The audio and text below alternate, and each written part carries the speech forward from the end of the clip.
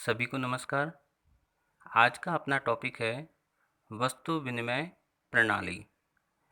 यह टॉपिक इसलिए पढ़ना आवश्यक है क्योंकि यदि हम मुद्रा के कार्य और मुद्रा की प्रकृति को समझना चाहते हैं तो हमें वस्तु विनिमय प्रणाली का ज्ञान होना आवश्यक है। आज हम सीखेंगे वस्तु विनिमय प्रणाली का अर्थ, इसका महत्व, इसकी सीमाएं और अलग अलग समय में मुद्रा किस रूप में प्रचलित थी। अर्थ: वस्तु विनिमय प्रणाली सभ्यता के प्रारंभ में, जब मनुष्य छोटे छोटे कबीलों या समुदाय के रूप में रहता था, उस समय प्रचलित थी।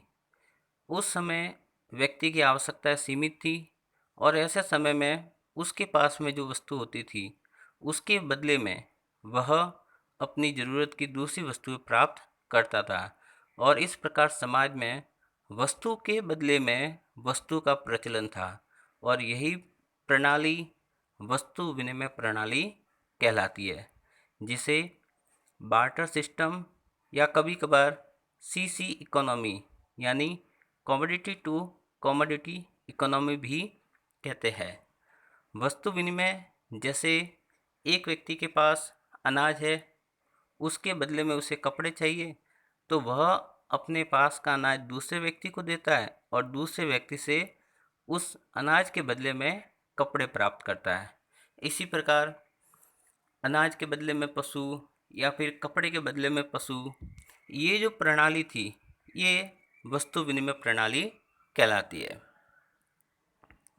महत्व: वस्तु विनिमय प्रणाली बेसिकली छोटे समुदाय की अवधारणा के लिए सबसे श्रेष्ठ थी।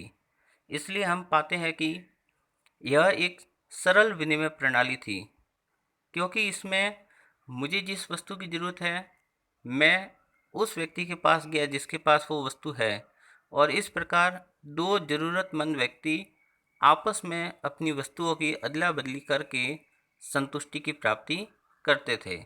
इसलिए इस प्रणाली में सरलता थी। साथ ही हम देखते हैं कि जब हमें किसी वस्तु की ज़रूरत होती है, माना जैसे मुझे अनाज के बदले में कपड़े की ज़रूरत है, तो मैं अनाज को देके आसानी से कपड़ा प्राप्त कर लेता था और इस प्रकार मेरी संतुष्टि का स्तर भी बढ़ जाता था। तो इसमें व्यक्ति अपनी ज़रूरत की वस्तुओं को विनिमय करके अपने संतुष्टि स्तर को अधिकतम कर सकता था। साथ ही हम देखते हैं कि यह एक छोटे कबीलाई या छोटे समुदाय के लिए सबसे श्रेष्ठ विकल्प है, जिसमें हम अपनी ज़रूरतों को अपने अड़ोस पड़ोसी या एक छोटे समुदाय के भीतर आसानी से अदला बदली कर सकते हैं और यह प्रणाली इसी प्रकार से कई समय तक लगातार चलती रही। समय के साथ साथ जब कबीले गण या राज्य के रूप में परिवर्तित होने लगे, तब इस प्रणाली के कुछ अवगुण थे जो धीरे धीरे समय के साथ साथ हमारे सामने प्रकट हुए। जब मनुष्य की ज़रूरतें बढ़ने लगी, समुदाय विस्तारित होने लगे, तब हमें महसूस हुआ कि यह प्रणाली अपने आप में संपूर्ण नहीं है। तो इस प्रणाली में क्या क्या कमियां हमको महसूस होने लगी और यही ऐसी कमियां हैं जिसकी वजह से हमें मुद्रा का ज़रूरत पड़ी या मुद्रा का विकल्प के रूप में उसका आविष्कार करना पड़ा। तो सबसे पहले देखते हैं वस्तु विनिमय प्रणाली की सबसे बड़ी समस्या क्या थी। तो सबसे पहली समस्या है दोहरे संयोग की समस्या। इसको अपन आसान भाषा में ऐसा कह सकते हैं कि मेरे पास में कपड़े हैं जिसके बदले में मुझे अनाज चाहिए।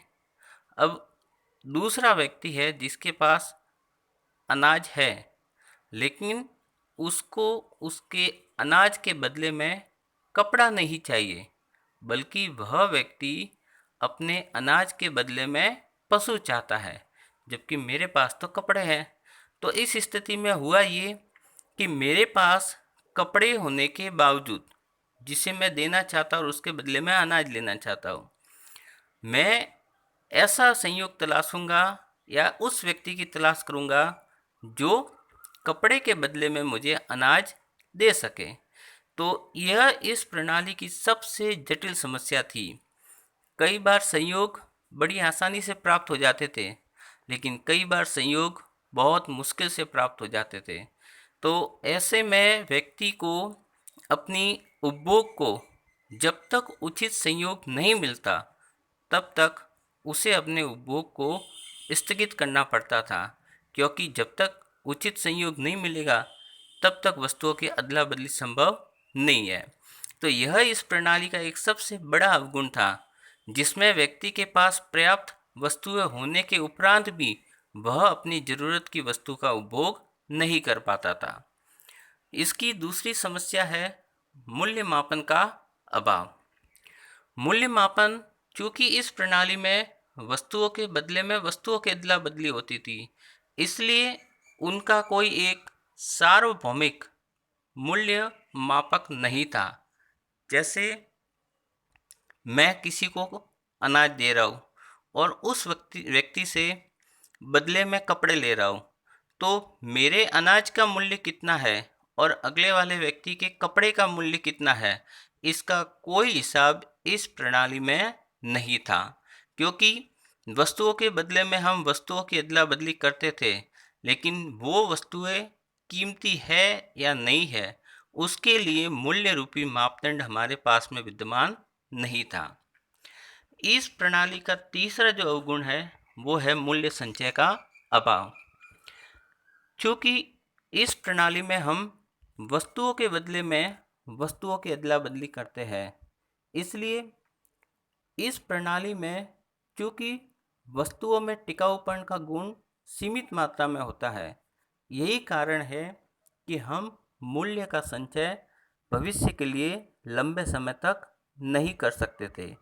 आसान भाषा में कहा जाए तो यदि मैं अनाज को भविष्य के लिए रखना चाहता हूँ, तो अनाज को एक निश्चित समय तक या अधिकतम 1 या 2 वर्ष तक के लिए सुरक्षित रख सकता हूँ। उसके बाद में उसमें भी कीड़े पड़ने शुरू हो जाते हैं।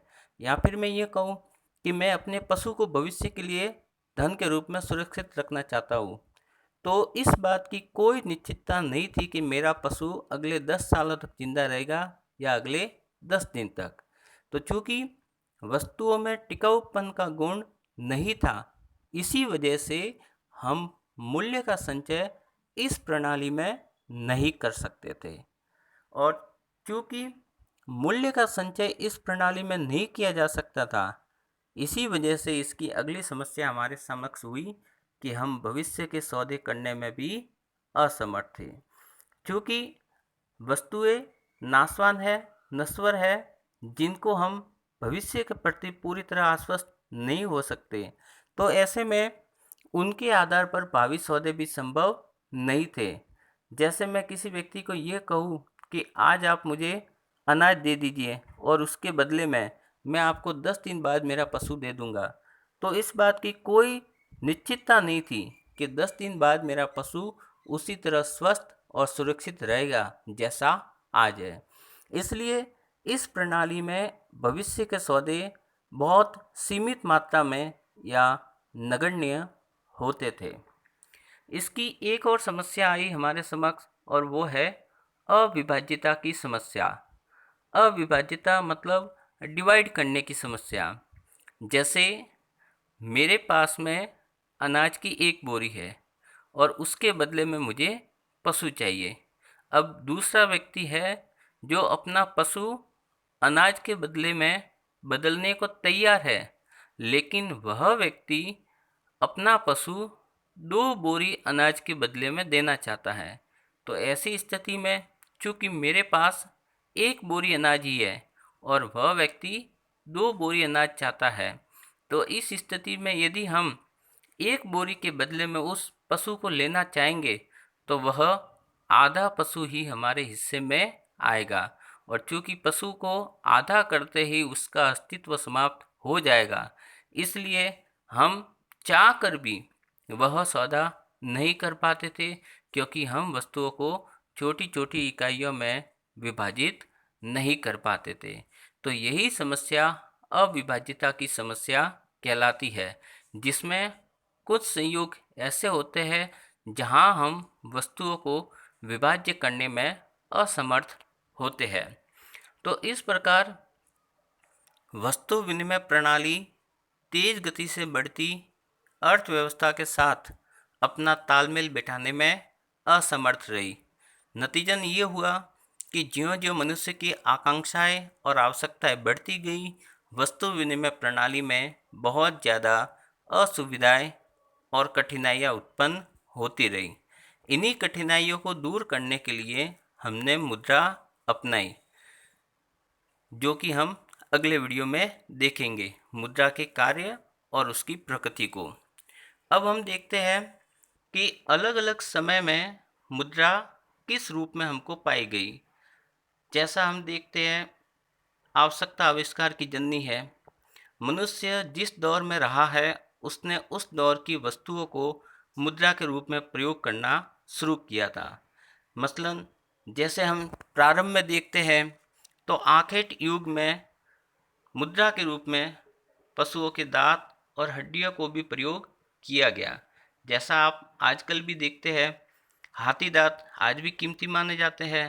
तो आखेट युग में जानवरों के दांतों और हड्डियों को हमने मुद्रा के रूप में प्रयोग किया। फिर कृषि युग आया। कृषि युग में हमने अनाज को मुद्रा के रूप में प्रयोग करना शुरू किया। जैसा कि हम देखते हैं कि मोरक्को में मक्का मुद्रा के रूप में काफ़ी समय तक प्रचलित रही थी। फिर आया धातु युग, और धातु युग के आने से ही मुद्रा ने तेज गति से अपना विस्तार करना शुरू कर लिया। धातु के रूप में मुद्रा जैसे तांबे की, सोने की, चांदी की, और आज के दौर में भी आपको धातु मुद्रा छोटी मुद्रा के रूप में प्रचलित मिल जाती है। पत्र मुद्रा, चूँकि कागजी नोट पत्र मुद्रा का ये रूप है जो सबसे पहले चीन में बने थे और उसके बाद में तो पूरी दुनिया में विस्तारित हुई, और आज हम देख सकते हैं हमारी पूरी इकनॉमी में पत्र मुद्रा का अपना एक अमूल्य और अहम स्थान है। फिर आया साख मुद्रा का। साख मुद्रा ज्यों-ज्यों परस्पर विश्वास बढ़ा, लोगों की समझ बढ़ी, उन्होंने परस्पर विश्वास और साख के आधार पर भी लेन देन किए। तो इसी दौर में विनिमय बिल, हुंडिया, चेक, ये सब मुद्रा के रूप में प्रचलित हुए। समय के साथ जब तकनीकी परिवर्तन हुआ तो हमारे पास में प्लास्टिक मुद्रा के रूप में आई, और एटीएम, डेबिट कार्ड, ये सब हमारे प्लास्टिक मुद्रा के रूप में प्रचलित हुए, जो आज का दौर हम देख ही रहे हैं। चूँकि तकनीक तीव्र गति से बढ़ती गई तो इंटरनेट का युग आया, और इंटरनेट में आज हम देख सकते हैं हमारे पास में कई ऐप है जिनके माध्यम से अपन धन का हस्तांतरण शीघ्रता से एक जगह से दूसरी जगह कर सकते हैं। और इसी कड़ी में आई है वर्चुअल करेंसी, जैसा कि बिटकॉइन का आपने काफ़ी कुछ सुन रखा होगा। तो इस प्रकार यह हमें ये दर्शाता है कि इंसान ने समय के साथ काफ़ी कुछ सीखा है। समय के साथ साथ उसने मुद्रा का रूप भी बदला है। आज से एक दशक पूर्व हम जब जाते हैं तो वर्चुअल करेंसी का इतना भविष्य नहीं था, लेकिन आज वर्चुअल करेंसी है। तो इस प्रकार हम कह सकते हैं कि मुद्रा ने समय समय पर अपना रूप परिवर्तित किया है। तो हम ऐसा भी नहीं कह सकते कि जो आज मुद्रा हमारे पास में है वह अंतिम है। समय बदलेगा, दौर बदलेगा, तो मुद्रा अपना रूप परिवर्तित भी करेगी। धन्यवाद।